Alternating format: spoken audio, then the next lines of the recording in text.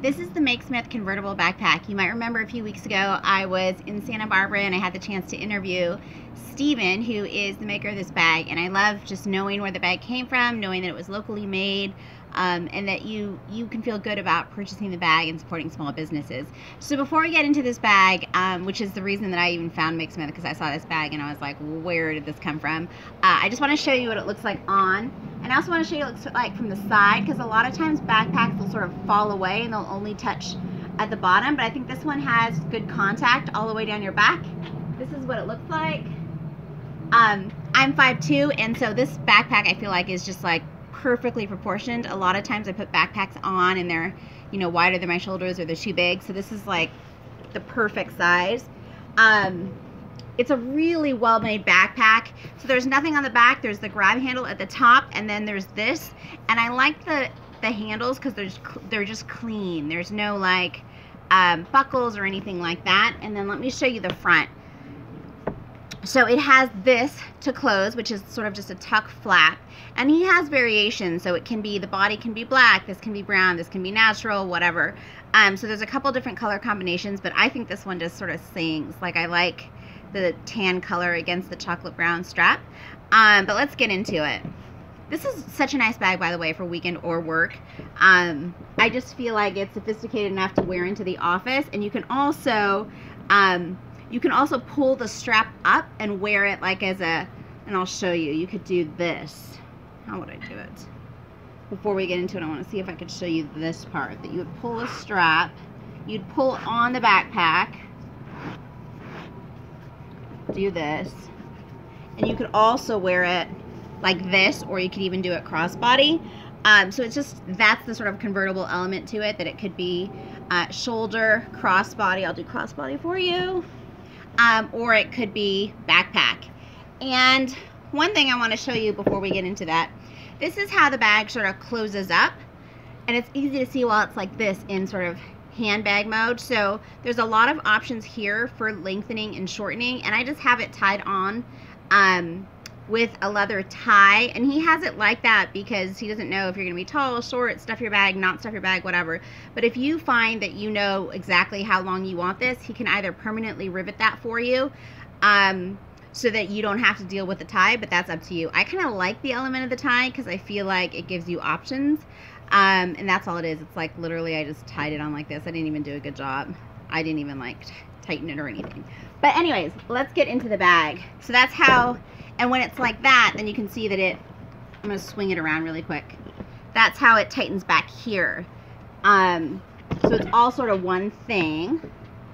But let me do this. Let me pull these back out so we have a little bit more wiggle room to work with.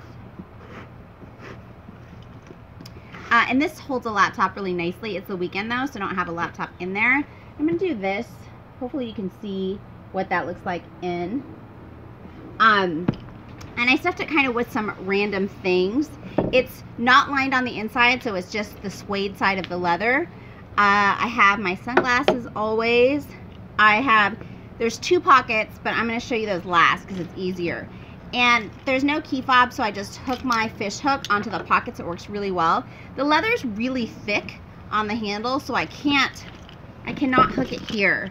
And I mean that in the best possible way because he uses really high quality full grain leather. I can only hook it onto the pockets. And then I have a wallet, another wallet filled with things that I don't use but can't stop carrying for some reason. I have like my mini cosmetic with band-aids and chapstick and sunscreen and all that good stuff. And then he has two pockets. So I'm trying to think how to describe it to you. It's one flap of leather and then a flap of leather on top. So it's one main pocket that's perfect for your phone, and then in the small front pocket, business cards or what have you. I happen to put eye drops. So I'll put, that's what was in the pockets. And then I put a full dop kit here at the bottom, and it comes to about here. So the reason I put a dop kit at the bottom is twofold. One, I don't want all these kind of little things in there to fall all the way to the bottom and have to be scrambling, so they kind of sit up on the dop kit. And the other thing is when I go out with my kiddo, the dop kit fits really perfect on the bottom, and so I like to put all her snacks down there, so my bag's not junky, like it's still clean and neat. And let me just show you, I don't know if you're gonna be able to see it. I'm gonna try. And so it fits really nicely, and that's why I like it, because it holds all her snacks, all her drinks, whatever, and then I kind of feel like it's protected in case something were to burst open. It's in here, and this fits really well, and that should hopefully give you a perfect idea of the depth and the width of this bag.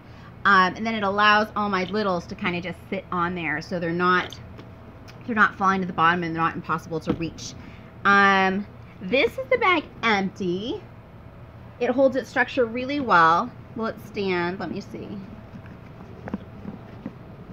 Yeah, it actually will stand with nothing in there. And I just think it's a really sharp, sophisticated bag. I wish that I could show you all the detail in here. He's like, so these thick straps, he's riveted, this thick sort of closure flap, actually, he's riveted that in here. Everything he does, see how he didn't just rivet it, but he put these leather washers for extra strength and security. And then I'm going to flip this around. He has like the double rivets here, the double rivets here. I think this is bridal leather if I learned and was listening in his class. I took his class like 2 weeks ago. If you're in Santa Barbara, I don't care what class it is, take his class. If you like leather, if you like hearing about leather, if you want to know how to work with leather, he's awesome. You've never seen somebody that's just so passionate about what they do. And so if I was listening correctly, I believe these straps are bridal leather. All his stuff is full grain. And his hides are American hides. They come from the Napa Hide House. But this bag, I just think it's amazing. It's not the only convertible bag out there, but I think it's the only convertible bag that is this kind of perfect size. Like, not too large of a backpack, not too small. It's friendly for work. It's good for weekends. It's just a very versatile bag. I can see myself taking this on as my airplane carry-on.